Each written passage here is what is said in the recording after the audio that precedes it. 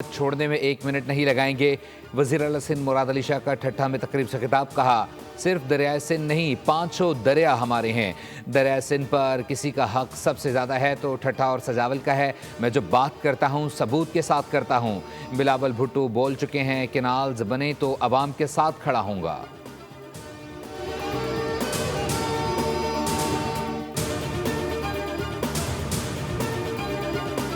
کراچی کو دوبارہ پہلے جیسے حالات میں نہیں جانے دیں گے۔ ناانصافیوں کی وجہ سے شہر کے حالات خراب ہوتے ہیں۔ کراچی میں غیر مقامی پولیس اپنی جیبیں بھرنے میں مصروف ہے۔ خالد مقبول صدیقی کی نیوز کانفرنس، کہا بتایا جائے ڈمپر کو شہر میں آنے کی اجازت کس نے دی؟ مطالبات پورے نہ ہوئے تو ہر طرح کا احتجاج کریں گے۔ ڈمپر حادثات کی ذمہ داری صوبائی حکومت اور پولیس کی ہے۔ مصطفیٰ کمال نے کہا کراچی میں انتظامی مسائل ہیں۔ کراچی میں مہاجروں اور پختونوں کا کوئی مسئلہ نہیں۔ شہر کے حالات مزید خراب ہوئے تو صورتحال حکومت کو سوٹ کرے گی۔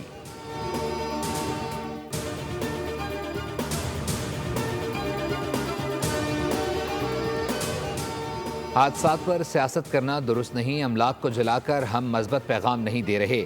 میئر کراچی مرتضیٰ وہاب کہتے ہیں کہ ٹرانسپورٹرز کی جانب سے ہتھیاروں کی نمائش غلط عمل ہے، پولیس کو لازمی کارروائی کرنی چاہیے۔ مرتضیٰ وہاب نے کہا کہ آنے والے وقت میں کراچی سمیت سندھ بھر کے لیے بہتر ہوگا۔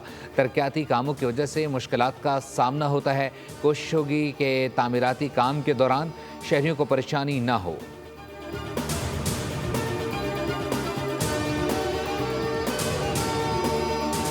ڈمپر حادثات میں جاں بحق افراد کے ورثہ کی گورنر ہاؤس آمد۔ ورثہ کے لیے گورنر سندھ کی جانب سے ظہرانے کا اہتمام۔ صحافیوں سے گفتگو میں گورنر سندھ کامران خان ٹسوری نے کہا چیف جسٹس نے نوٹس لیا ہے، انصاف ملے گا۔ خدا را بہت جانیں جا چکی ہیں، یہ سیاسی کھیل بند کریں، متاثرین کو کوئی نہیں پوچھ رہا۔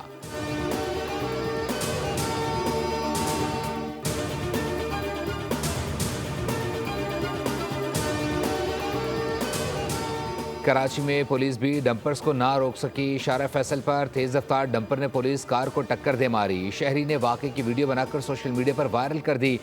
ڈرائیور ڈمپر کو لے کر فرار۔ ٹریفک پولیس کا واقعے کی تفصیلات بتانے سے گریز۔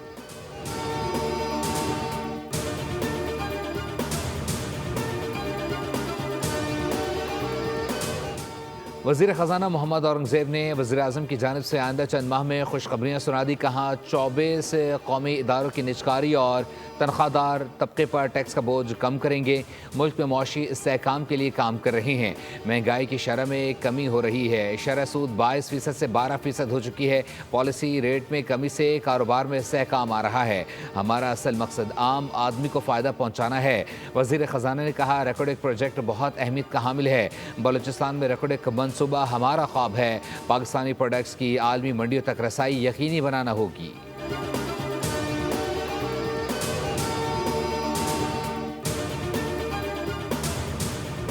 اور وزیر اعلیٰ پنجاب مریم نواز کی ترکی کے صدر رجب طیب اردوان سے ملاقات۔ سابق وزیر اعظم نواز شریف کی صحت سے متعلق دریافت کیا۔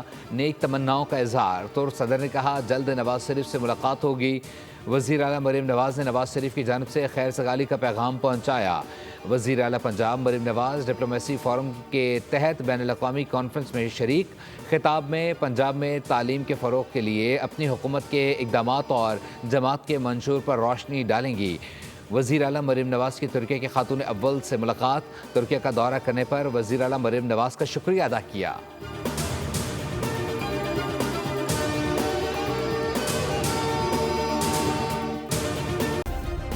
سبسکرائب کریں اور بیل دبائیں تاکہ کوئی خبر رہ نہ جائے۔